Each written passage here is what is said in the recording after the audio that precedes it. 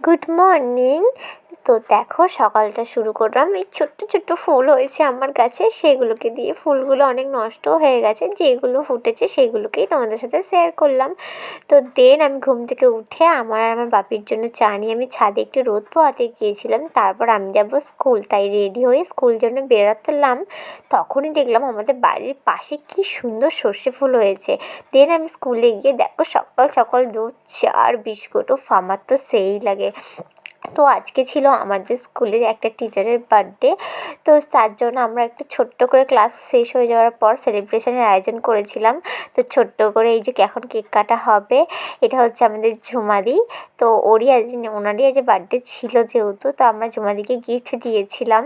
Sir আলাদা দিয়েছিল, আমরা সবাই দিয়েছিলাম। দেন আমি বাড়ি এসে আজকে এই ঠান্ডার মধ্যে এই গরম গরম খিচুড়ি, আলু ভাজা, বেগুন ভাজা, ডিম ভাজা, সন্ধ্যাবেলা পাস্তা খেয়ে মিনি ব্লগটা শেষ করলাম। চলো টাটা।